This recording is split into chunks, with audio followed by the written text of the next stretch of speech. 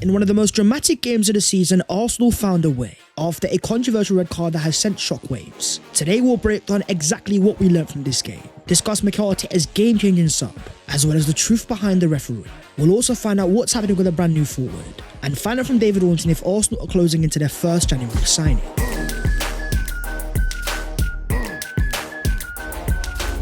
Yo, what is going on, guys? My name is Baz14. Welcome back to your boys channel and breathe. What a game, so eventful and a gargantuan 3 points. As per, smash a like on this video if you enjoy and subscribe to the channel if you are new. Help your boy on his road to 300,000 subscribers. But starting off with what we learnt from Wolves 0, Arsenal 1. And boy did we learn a lot. With the news going into the game that both Martin Odegaard and Mikel Merino are both not available. Odegaard out via illness, Merino out with a knock. The Arsenal lineup was still very strong, with the likes of Miles Lewis-Skelly and Ethan Nwaneri starting to get in the Premier League for the first ever time.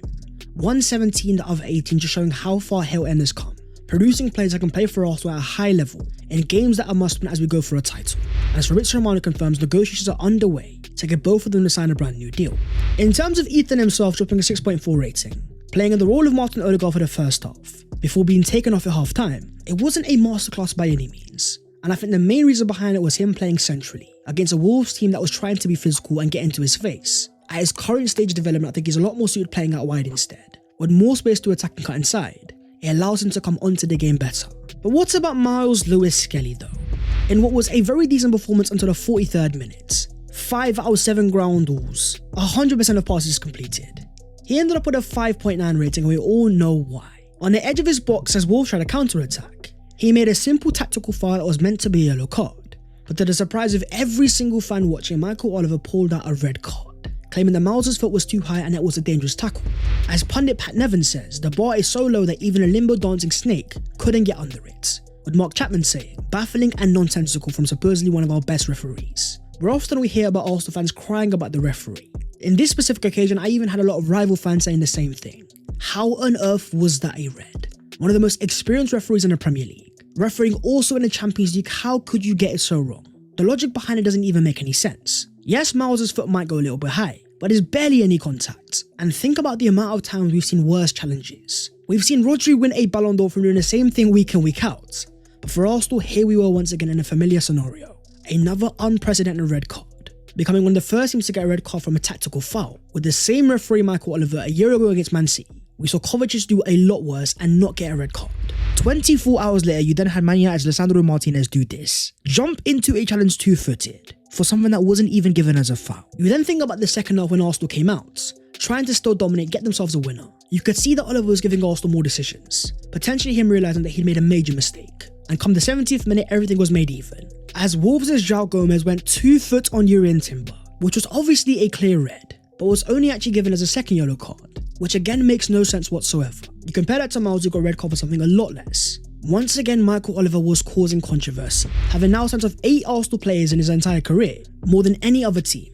You think about this year alone and the amount of stupid decisions, from the Trossard red card against Man City that ruined that game in what could have been a massive 3 points. Then the penalty against Brighton, one of the only times you ever see a collision of heads be given as a penalty. Now you've got the Miles Lewis-Skelly red card against Wolves. He's now refereed 55 Arsenal games and given 8 red cards, while giving Liverpool and City only a combined 1. I don't think it's a matter of our players being dirty. When you think about red cards this year, a lot of them have been petty decisions, of refs causing a lot of controversy, and more annoyingly costing Arsenal points. Think about the games against Brighton and Man City, 2 red cards that you've only ever seen Arsenal given.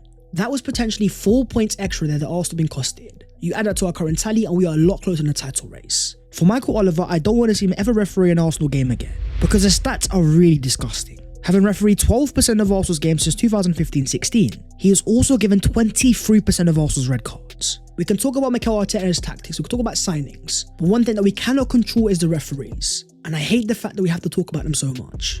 But in terms of Mikel Arteta, when asked about appealing the red card, he says hopefully we don't need to. If we have to, it's a really good precedent that happened with Bruno Fernandes. Another red card that was not meant to be, that was then overturned. But we now have a statement from the PGMOL and it's really concerning, saying they stand by Michael Oliver's decision to stand on Miles Lewis-Skelly. PGMOL view that the challenge is extremely late and the point of contact is very high. At this point, they are doubling down because they are scared. Knowing Michael Oliver is one of the most experienced referees in the Premier League, they know that if they admit a mistake, they're all but admitting the quality of refs is very low.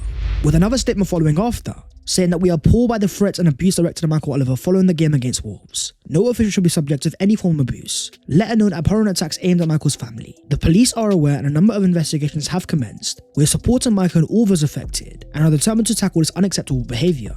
To an extent they're right, you never abuse a man's family. But at the same time, where's the internal investigation? Come Monday morning, what's the conversation going to be? The fact the referees made a clear error? Or now how we should be protecting referees instead? Thankfully in this game here, Arsenal was still able to get the job done. Even with 10 men dominating the game, ending it with an XG of 1.38 to Wolves' 0.68, with a total of 64% field till. Even with 10 men, Arsenal remained dominant. As Mikel Arteta said, I wanted to win the game regardless of what happened. That is what I wanted. To be on the front foot, to play with a lot of courage with the ball, to use certain spaces that were going to be available and keep believing. It's unbelievable what they did.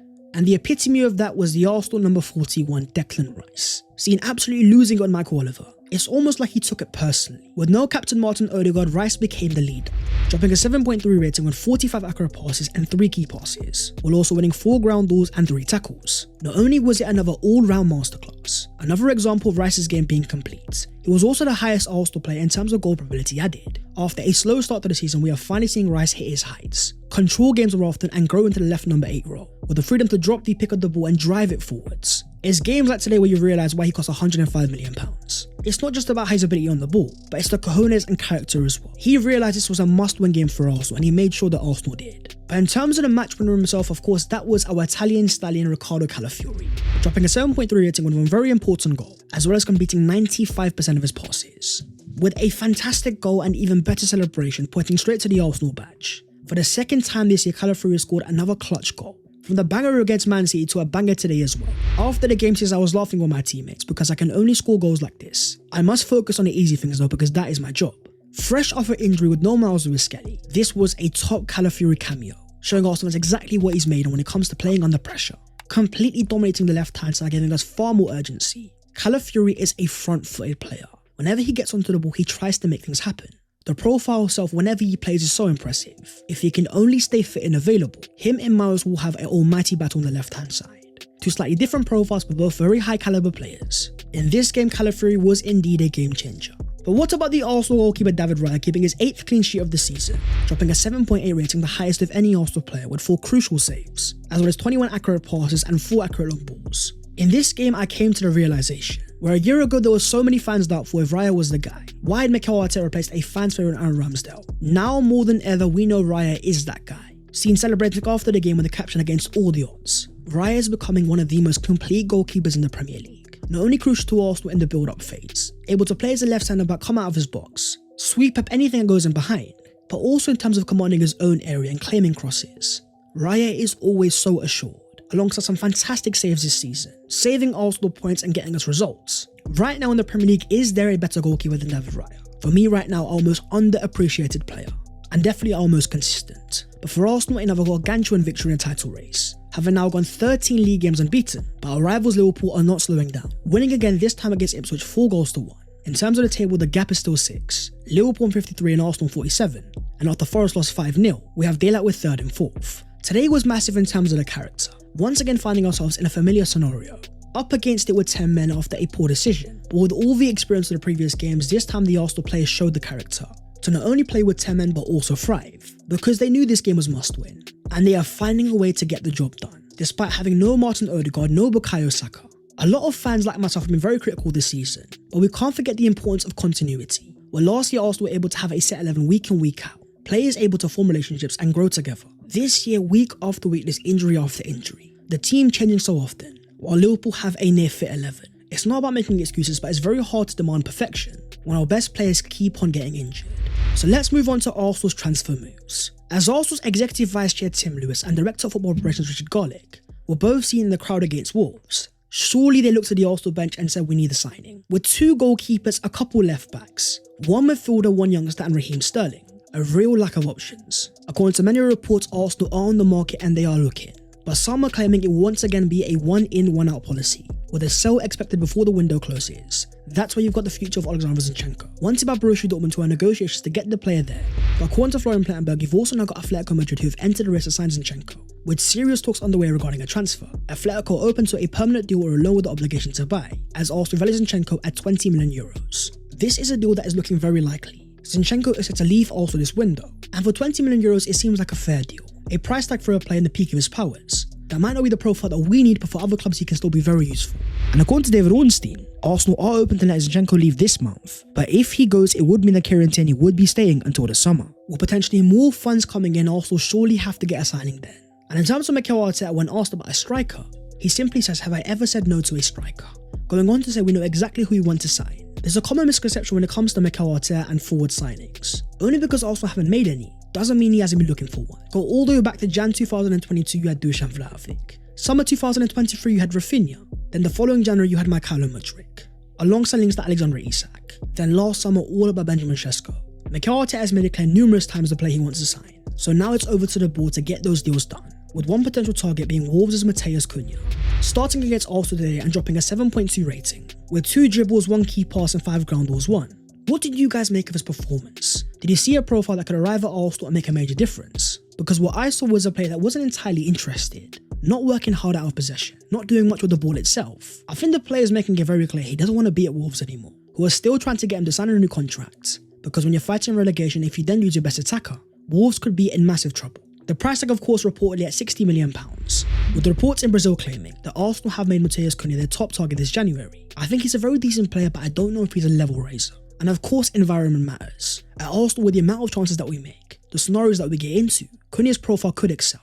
But with more and more of the window going, Wolves' price tag will get higher and higher, with less and less time to sign replacements. And after losing another forward today in Strand Larsen, the next few days are going to be very intriguing. But in terms of the Arsenal striker Kai Havertz, a player that could have easily scored a hat-trick with an XG of 0.52, with a total of 3 shots and 1 big chance missed. Only 6 passes completed all game, with 4 ground balls, 1 and 5 in the air. It was a very hit and miss performance, but another one where he looked threatening and he could have scored, but wasn't able to take his chances. It's something that we know Havertz is all about. His movement is always top, so we will always get those chances. But let's just say today Calafuri doesn't score that goal.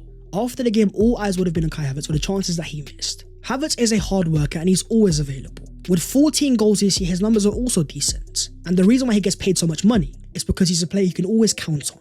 One of the most underrated traits in football, being constantly available. With the amount that Havertz works and presses from the fronts, starting games week in, week out. In the Premier League this year, he ranks second for most distance covered, only behind Bruno Guimaraes at 123 kilometers covered. In a top 5 full of midfielders, the fact that you got a striker is quite telling, with Havertz seen after the game itself on the floor, absolutely knackered, being checked up by the Arsenal physios. But for Arsenal, a forward is still necessary, with our other targets of course being Benjamin Sesko, who according to a TalkSport exclusive, last summer when projects were pitched to Benjamin Sesko between Arsenal, Chelsea and Man United, he picked Arsenal but then decided to stay. It is now going to take a crazy offer or be impossible in January, because their position is very firm. With even David Ornstein saying, after the injury to Gabriel Jesus, Arsenal still hope to strengthen their attack this month. With long-term targets Benjamin Sesko looking unattainable, they are now considering alternative targets. The Sesko deal is a weird one, because if Arsenal do turn to an alternative, will it be another long-term target instead? Who would that player be? And how much money are they willing to spend? Well, according to one report, that player could be Bayern Munich's Matthias Tell, as a report claims that Arsenal are in for him. A 19-year-old Bayern Munich prospect that has so much potential, wanted by Chelsea and a few other clubs, looking to find first-team minutes elsewhere. Tell is the prime example though of an inside forward. We then think about how Arsenal play in terms of the wide forwards, holding the width out wide instead. I don't question the player's ability, but I do question how he would fit in. We've also got a surprising update from David Ornstein, saying there's actually Alexander Isak that's Mikel Arteta's top target, but he is simply not available and Newcastle intend to renew his contract. As things stand, Sesko will not be moving this month, with even Florian Plettenberg confirming. Isak is very high on Arsenal's list for the summer, but it's complicated and very expensive. For the most informed striker currently in the Premier League, with 16 goals and 4 assists in his last 15 league games, a player that is in the peak of his powers and would be an instant level raiser, with a reported price tag of over £100 million, with a Newcastle side looking to also break into the Champions League. With that level of money, we could easily invest in 2 players instead. When you think about Arsenal in their front line, of course we need a striker, but left wing is also a priority. But in terms of this month, as David Ornstein says, I think Arsenal will do something. That's my sense, because work is ongoing inside the club to bring somebody in that Arteta feels is the right one. But in terms of one signing that could be happening, let's talk about the midfield. As according to David Ornstein, Arsenal are working on a deal to sign Sverre Nypan of Rosenborg. With no agreement so far or decision on the player's future, the situation is open, but talks for the player's camp are advancing. Ornstein has come out, he's claimed that Arsenal are advancing on a deal to sign the player. But then you've got Fabrizio Romano, who claims that Sverre Nypan is also a target of Man City, and that he was going to be in Manchester, when Man City set to present their plan, which includes a potential loan to Girona, which is of course City's sister club. But then came again David Ornstein, who claims Man City are not in for the Arsenal targets for Nypan, and it's not known if the player had been in Manchester. So who do you then believe, David Ornstein or Fabrizio Romano? Because according to Fabrizio, Nypan was in Manchester to watch the game of the Etihad today, having arrived on Friday morning to visit Man City. The project has now been presented, with Arsenal and one more club still in the race. No decision has been made so far. An image then came out of Nypan being at Man City, sitting in the box of Erling Haaland, with the report claiming that Arsenal are far ahead in the Nypan race. The player tendency is game but does not appear to be in Pep's clutches, with David Ornstein once again standing firm, saying Man City are not going to be signing Sverre Nypan. Arsenal are advancing in talks with representatives and Rosenborg, with another report in Norway claiming Sverre Nypan is now in London and most likely visited Arsenal. This is all going to come down to projects, because the fee itself won't be massive for a player in form in the Norwegian league, with a total of 8 goals and 7 assists in 2024. According to David Ornstein, he would be signing with a view to joining up with the first team immediately, operating an attacking midfield and as a creative number 8, or even as a number 10. His profile is very exciting, a ball carrier midfield that's so comfortable in tight spaces, but also with an improving eye for goal. At 18 years of age, he is still very young, but as we see in the current era of football, you've got Miles Lewis-Skelly, Ethan Nwaneri. You look at Barcelona and Lamine Yamal, youngsters are more ready than ever before. Nypan's price tag is only £10 million, so it's definitely affordable. Looking more and more likely to be Arsenal's first signing of January. It is an offensive one, but the question is, with no Gabriel Jesus and no Bukayo Saka, surely there will be a forward too. That is the video there and there, so hopefully you guys have enjoyed. If you have, don't forget to smash a like and also subscribe to the channel if you are new. If you want to follow your boy on all of his social medias, then the links are down below in the description. But that was the 5 things we learned from Wolves 0 Arsenal 1 alongside all of your latest Arsenal news. The clock is ticking Arsenal, the window will soon be closing, make your move soon and get us a forward. So let's see what happens, and until then, take care and a bit.